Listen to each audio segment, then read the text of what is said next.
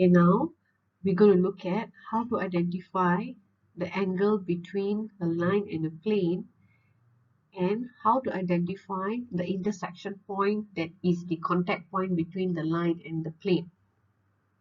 So as you can see over here, we are going to take A as our normal to the plane. So our rectangle here is the plane. Vector A here is the normal vector to the plane.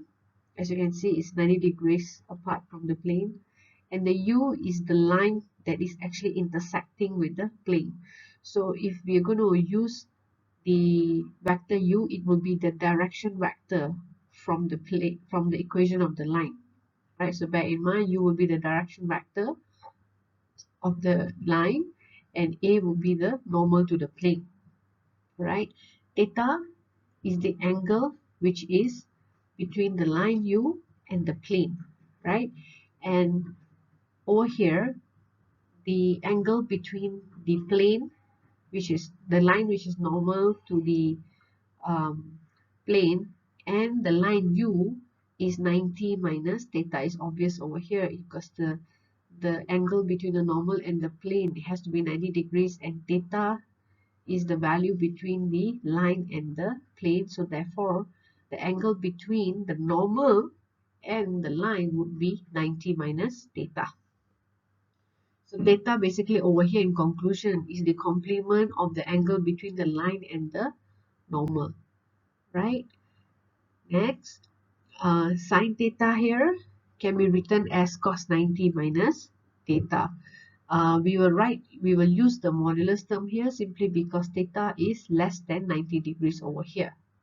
Right, so sine theta equals to cos 90 minus theta. This is theoretically proven. Okay. And in order to determine the angle, we will use the dot product formula. Yeah, so A dot U or modulus A modulus U. Okay, so this is the formula to identify the angle between a line and a plane, right? Provided you have the normal to the plane vector and you also have the direction vector of the line that goes through the plane. Okay, next we will look at how to identify the intersection point of a line and plane. When a line goes through a plane, the intersection is a point. As you can see over here, when the line U goes through the plane, it goes through a point only. So to identify, we need to identify the intersection point which has x, y, and z. Okay, so the strategy here simply would be you have the equation of the line and you have equation of the plane. Only then you can find the intersection point, right? So the first strategy would be you need to write your equation of line, whatever form is given, you need to convert it to a parametric form. So parametric form is the one that has x, y, z in terms of t. Okay, the next step would be you need to substitute x, y, z, which is in terms of a parameter, which is most of the time t, into the equation of the plane. So now you will have the equation of plane only in terms of t. And the next step would be you need to solve the value of the parameter t in order to find the intersection points. So once you solve the t, you go back to the parametric form of the line equation and you substitute t into x, y, and z, and you will actually get the point of intersection between the line and the plane. For example, if you're given the line as such and the plane is given as a plane equation, and find the point of intersection and angle the line makes with the plane. So according to the strategy that we looked at in the previous slide, in order to identify the point of intersection, the first step would be writing your line equation in terms of parametric equation. So if you equate your line equation to t, so that would mean x minus 7 over 3 equals to t. So you can simply rearrange and get x in terms of t. It would be x would equal to 3 times t plus 7. Okay, next you write y and z in terms of t following the same procedure, equate each of it to t each time, and you will get x, y, z in terms of t, right? Then the next step would be substitute this equation, as in which you got x, y, z in terms of t, into the plane equation. So over here, you're simply going to substitute x, y, and z with this x, y, and z.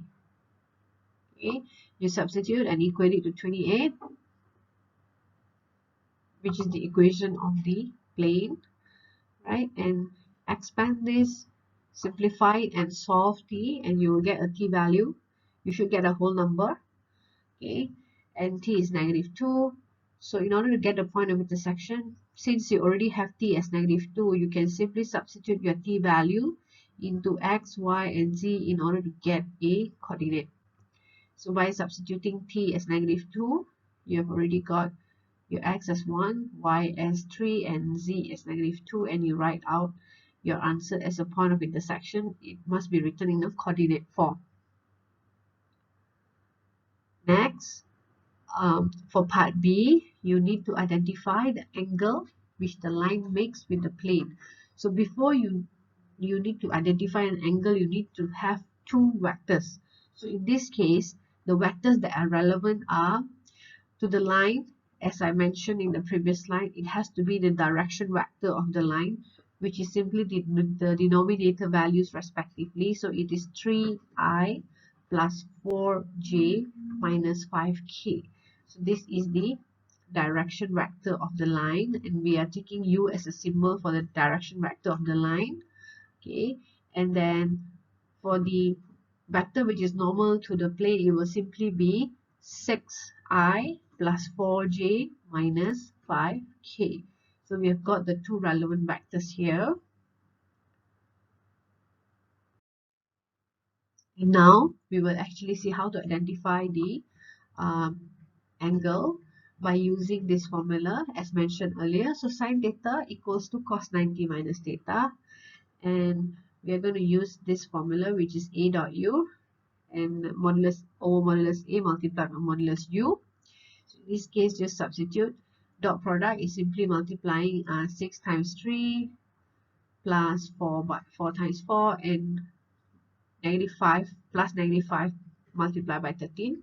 This will be the scalar product of a dot u.